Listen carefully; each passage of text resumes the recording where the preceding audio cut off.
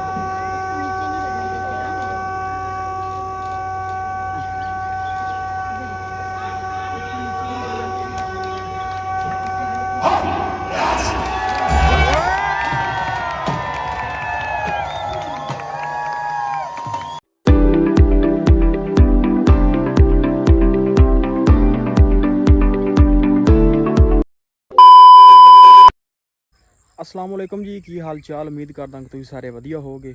अज दे नवें दिन ते एक नवें व्लॉग 'च सारे भरावां दा वेलकम आ, स्वागत आ। जी आन वाखदे आपां करदे अज दा नवां व्लॉग शुरू।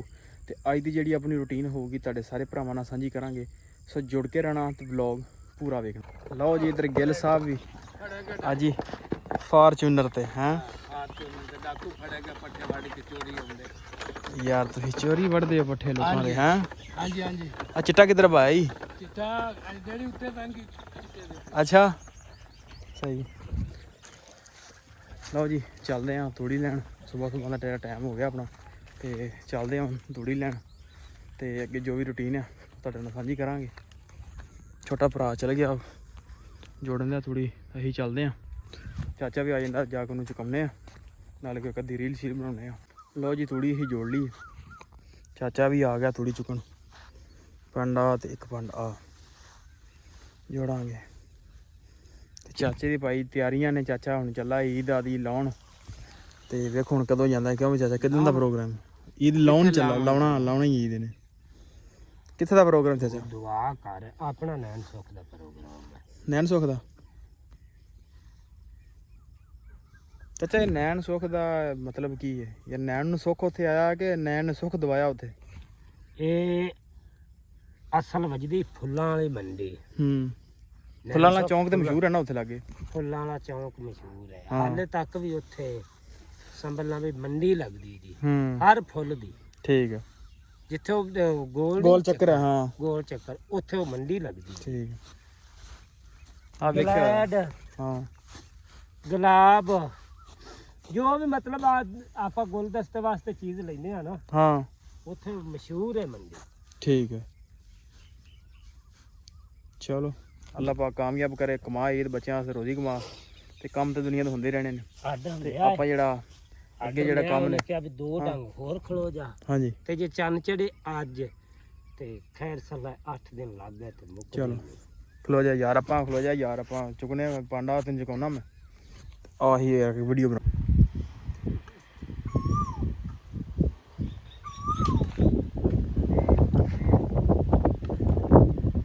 सारे तुसीं व्लॉग च भी आ रहे हो? हाँ जी, व्लॉग च भी आ रहे हो? हाँ जी। ਇਧਰ ਬਣਾ ਆ ਗਿਆ ਸਟਾਰਟ ਕਰੋ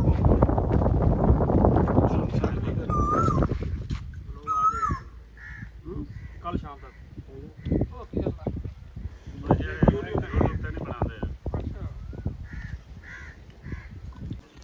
ਲਓ ਜੀ ਆਪਣੇ ਕੋਲ ਪਹੁੰਚੇ ਸਨ ਮਹਿਮਾਨ ਖਾਣਾ ਖੁਣਾ ਸੀ ਲਿਆ ਖਾ ਅਸੀਂ ਚੱਲੇ ਹੁਣ ਬਾਰਡਰ ਤੇ ਕਿ ਵਾਗਾ ਬਾਰਡਰ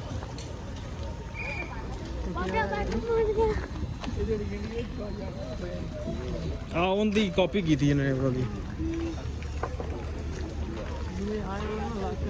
ਹਾਂ ਉਵੇਂ ਸਮਾਨ ਸੂਟ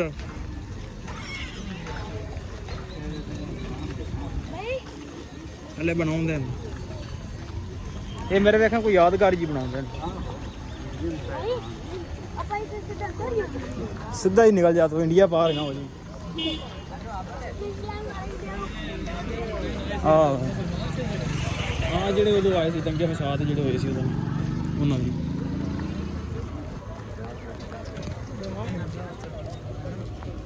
ਬਣਵਾ ਕੇ ਆਹੋ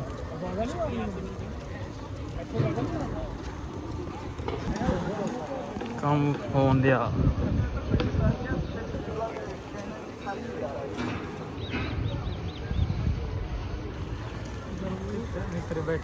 ਕਿ ਹੋਰ ਯਾਰ ਤਜਰਬਾ ਇਹਨਾਂ ਦਾ ਕਿੱਥੇ ਕਿੱਥੇ ਲੋਕ ਬੈਠੇ ਨੇ ਹਾਂ